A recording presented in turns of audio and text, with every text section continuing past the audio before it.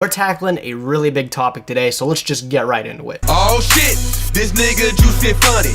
What's up, my Nimrods? It's Gage coming back at you guys again with another dose of that fresh, never frozen Yu-Gi-Oh content. I am just 100% thankful that you guys would spend a couple of minutes with me here today, talk about a children's card game we both mutually enjoy so fucking much. Today we're building off one of my favorite series, and that is Overhyped History. A series where we take a trip back into the time machine, take a look at some cards, or in today's case, decks that had high expectations in the TCG and completely flopped. This is probably going to be one of my favorite installments of the series just because it is such a large inclusion. Normally when I do Overhyped History, I talk about individual cards, but today we're tackling an entire archetype that fell suspect to just extreme hype, and that is none other than Noble Knights. Noble Knights may hold a different place in a lot of people's hearts for different reasons. It could be the fact that the thematics for this deck were really on point. All the artwork was really gorgeous for this entire archetype. People might also grimace at the fact that this deck took up a lot of extremely high rarity spots for completely worthless cards in the end run. And this deck was also the first printed, and the only printed, in Platinum Rare. That rarity is so ugly that I think that just deserves a shout out.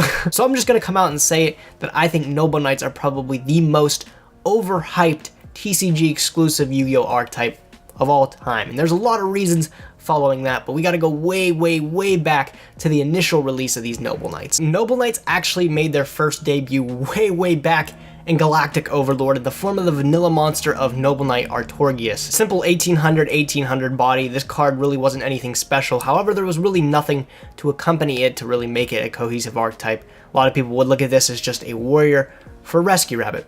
It's pretty much what it was. At this point, there was really no predictions, no judgment that there was going to be Noble Knights as a cohesive TCG exclusive archetype. This was just a random vanilla card released as a promo in Galactic Overlord. Sure, I guess, whatever. It wasn't until actually Return of the Duelist where we started to see cards that synergized with Noble Knight Artorius, and those cards were actually Noble Knight GAWAYNE, as well as the first Noble Arms card in the form of Noble Arms GALLATIN. GAWAYNE was an okay card because if you controlled a light normal monster, you could special summon him in defense position, make a rank 4. Of course, that's supposed to synergize with Artorius. And then GALLATIN was the first Noble Arms card, the one that would give your dude, I think, 1,000 attack or something like that, and it would go down over time. This is where we started to get a kind of a sense of an actual archetype coming in. There wasn't really enough to make an archetype around it, wasn't enough cards to do anything with it, but we started to get a feel that there was something coming for the TCG, and then that all started to come in during Abyss Rising. The promo card for Abyss Rising was none other than a Noble Knight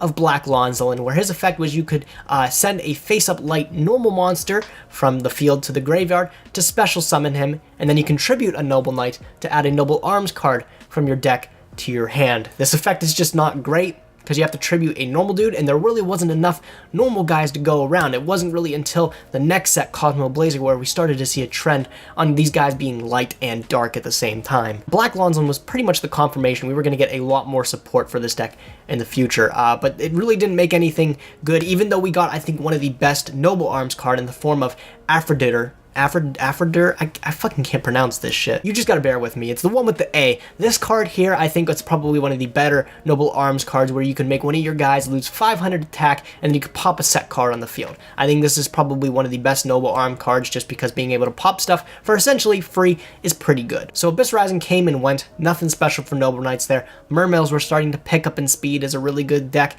so nobody really had time to toy around with these Noble Knights to see if anything could go, because there was just obviously better choices. So we move in the Cosmo Blazer, and still no one's trying this shit because then Fire Fists release, and we all know that deck is good. But hidden in Cosmo Blazer, we got the best Noble Knight card of all time. I think still is the best Noble Knight card, and that is none other than Noble Knight MEDRAUT. Noble Knight MEDRAUT just kind of exemplifies what the entire archetype was meant to do. So I'm going to read it through you guys, and you guys will get an idea of what's to come moving forward. This card is treated as a normal monster while face up on the field. While equipped with a Noble Arms equipped spell card, this card becomes an effect monster with this effect. This card becomes dark, and its level is increased by 1. Once per turn, if you control no other monsters, you can special summon one Noble Knight monster from your deck in defense position, except Noble Knight MEDRAUT, and if you do, destroy one equipped card you control. This ended up being a secret rare in Cosmo Blazer, to much dismay. A lot of people didn't really expect Noble Knights to do anything, and they didn't do anything, But this ended up being the most expensive Noble Knight card moving forward. This kind of cemented the entire thematics with the archetype. We finally have a reason to not play just Artorius and these cards like Black Lonzelin, sending these light normal monsters from the field to the graveyard makes sense now because we actually have good cards to whirl around it. These Noble Knights kind of took on the persona of a Gemini monster, whereas they don't have their effects unless they're equipped with something. They become just a vanilla dude. And it made more cards like Noble Knight Gawayne make sense until we could actually get more support cards like this. Moving forward, MEDRAUT kind of set the standard of what all these other Noble Knight monsters were supposed to be printed as, what they were supposed to do. Also, to kind of fit MEDRAUT's effect, we got the very first Noble Knight XYZ monster in the form of King Artorius. By using 2 level 4 Noble Knight monsters, which wasn't anything hard to do since MEDRAUT was now a card, you could target up to 3 Noble Arm cards in your graveyard and equip them to King Artorius when he's summoned. And then on top of that, Artorius could pop back row based on how many equip spells he controlled, but this was a pretty cool card to have. It essentially was the boss monster moving forward for these Noble Knights. I don't think there's been a better card for them, in the extra deck at least, than this guy. Just being able to equip 3 spell cards from your graveyard onto this guy made this guy an absolute unit and actually refreshed those spell cards that may have been sent to graveyard when you didn't have another Noble Knight to equip them to, because when all these Noble Arm cards are destroyed, you can re-equip them to another guy. So along with Artorius, we had gotten Caliburn as the sneak peek promo for Cosmo Blazer, and Caliburn's not a great card, just being able to gain 500 life points incrementally. Nothing too special. So we're still waiting for good stuff. And then Lord of the Tachyon Galaxy came and it just dropped a bomb on the meta in the form of Dragon Rulers dropping, as well as Spellbooks getting Spellbook of Judgment. Even though we got important cards for the archetype like Noble Knight Gwalchava to be able to add Noble Knights from the graveyard back to our hand, as well as Noble Arms of Destiny, which is a card that protects one-year dudes from, I think, destruction effects. Even though we got these cards, which are objectively better than the ones we had before, they were completely overshadowed by the meta that took over right then, with Spellbooks just coming out of seemingly nowhere with one extremely powerful support card, and then Dragon Rulers all dropping in the same set. Any other archetype was just completely incapacitated until this meta had diverse. And because of this huge meta shift, there wasn't really any hype around Noble Knights.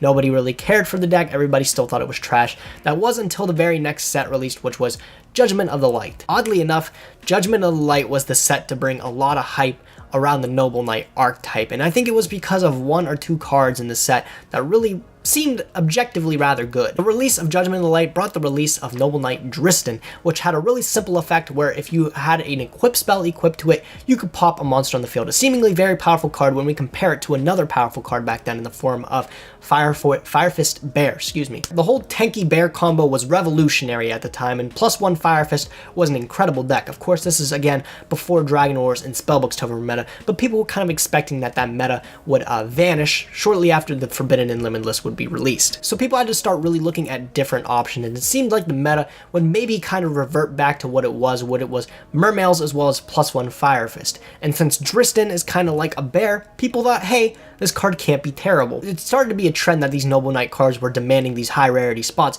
Cards like MEDRAUT, cards like DRYSTANCE, these cards were difficult to get, and they demanded a pretty high price tag when people thought this deck were going to get good over time. A lot of people are also kind of stuck in the mentality that Spellbooks kind of took the same route in the form of all these Spellbook cards were being released in these exorbitant rarities. A lot of secret rare, ultimate rare, ultra rare cards for a deck that wasn't doing anything at all until the release of Lord of the Tachyon Galaxy. But once Lord of the Tachyon Galaxy released and the entire archetype made a lot of fucking sense with Spellbook of Judgment, the entire market exploded for the archetype, and it was extremely pricey just because every card was printed in a high rarity. So a lot of people brought that mentality to Noble Knight, saying, hey, it's kind of sus that these cards are being printed in secret rares, ultra rares, all these super hard to get rarities.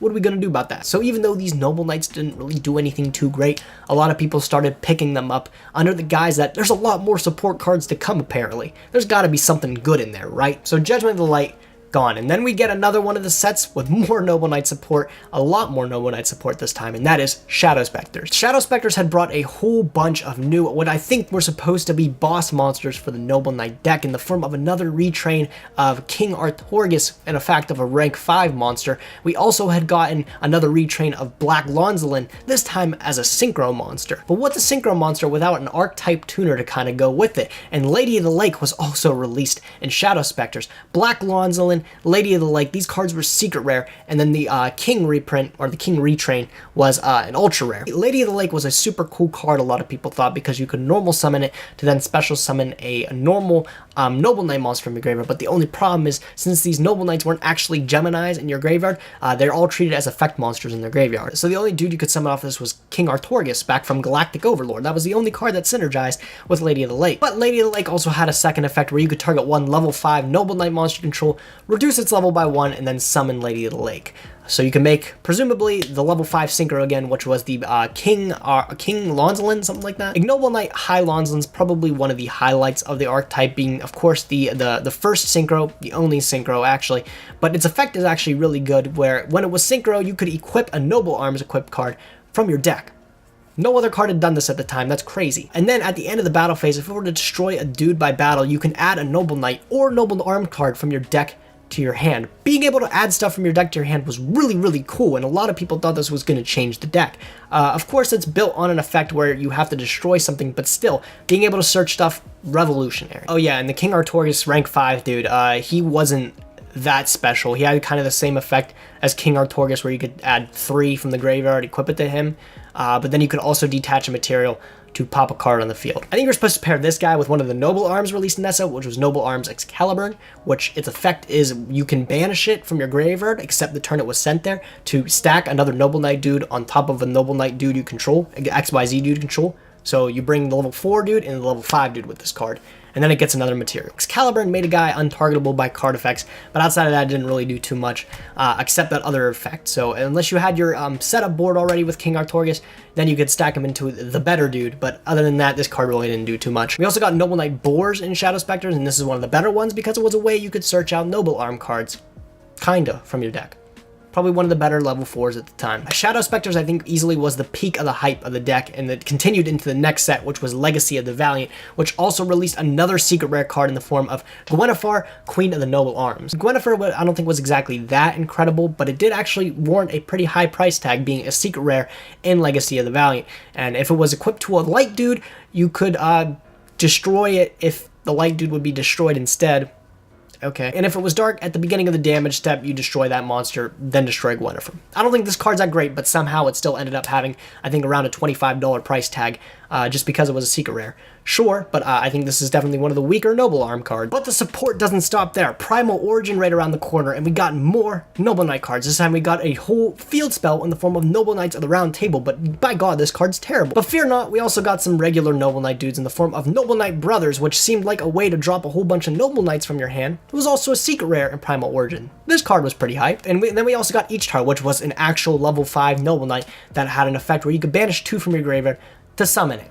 Probably an easier way to make the King Lonzelin the rank 5 one. But it was around this time that a lot of people started losing a lot of hope for the Noble Knight archetype. The deck wasn't picking up any ground, despite all this support that seemingly did nothing. The deck was just not sticking ground, and every other deck that seemed to be released seemed to just overshadow it and do better. There was really nothing that was tying this archetype together to make it great. Not even putting Reinforcement of the Army back to 3 before Nekros format, which took full advantage of the card, could actually make Noble Knights good. It was scary for people to spend so much money on this deck and have so much hope for it to do nothing. When Noble Knights of the Round Table and EACHTARI was released, people had just lost hope for the deck. There was nothing going on, nothing making it stand out, nothing making it really substantially good. And then the hype sort of came up again when we was released. We were going to get a special box releasing all the Noble Knights back in Platinum Rare, as well as introducing 2 new Noble Knights. People lost their mind again, because the cover art for this box revealed that we were getting a spellcaster, a very important spellcaster for the lore of Noble Knights, none other in the form of Merlin. People thought this card was going to be fucking crazy. And reading its first effect, you might think it did. You could tribute Merlin, a level 3 spellcaster dude, to summon any Noble Knight monster from your deck. A lot of people kind of took this as the way to solve all problems. Merlin could grab any dude from the deck just by tributing it. That's crazy. And it also had some other effect where you could banish it to make a synchro summon on your opponent's turn, or you could banish it to make a XYZ on your opponent's turn, but those effects suck. Being able to pull a Noble Knight from your deck seemingly thought it would wrap up everything, make it good. Merlin seemed like to be that motherfucker. We also got Bedware, which could send a Noble Arms card from your deck to the graveyard, which was seemingly cool, but this guy didn't have any of the Gemini stuff, so you couldn't make him like level 5 or anything, but still sending a Noble Arms was okay. This box was supposedly the last hoorah for the Noble Knight deck. Hopefully we were going to see something happen, but oh my god, nothing happened. It was actually baffling how much support this archetype got and how much seemingly really good archetype support this got, but it did nothing. Not a single top anywhere. This deck sucked. Like I said, putting Rhoda back to 3 even that short time couldn't make this deck good. There was nothing this deck could do. It was just destined to fail. Despite the artwork looking sick and everything, the archetype just couldn't do anything. It couldn't hold any ground. It was terrible. There was really no direction that the deck could take that was reliable. The synchro engine was terrible with Lady of the Lake. And then the most good one with MEDRAUT bringing back dudes from the graveyard after you summon the level 4 king wasn't even that great anyways, because if you remove the king, you lose all the equips, you'll lose the game. It was an absolute mess. The archetype just couldn't hold any ground. And after the box, a lot of people lost hope, didn't think there was anything that was going to change that. We did get some other support in the form of Isildur, which is actually a really, really good card for adding any warrior from your deck to your hand. You're probably not going to be adding Noble Knights because it sucks. And then we got a spell card which equips any Noble Arms card from the deck on the field, which is pretty cool. But even that couldn't change the fact that Noble Knights were just dead in the water. So even describing all this archetype support, I can safely say that this archetype did absolutely nothing. It was terrible, and it was just a shame that all these secret rares, all these pretty artwork cards were wasted. But I want to hear what you guys think of Noble Knights. What do you guys think of Noble Knights? Do you think they'll ever be good? Or do you think this is just an archetype to kind of burn in the overhyped history vaults? Love to hear what you guys think. If you guys liked the video, be sure to like the video, thumbs up the video, how much express you enjoyed the video. If you did like the video, please do consider subscribing to my channel. I'm uploading regularly. That being said, thank you guys for watching. Be sure to like, comment, definitely subscribe, and I'll catch you guys in the next one. Thanks for watching, guys. Nim signing out.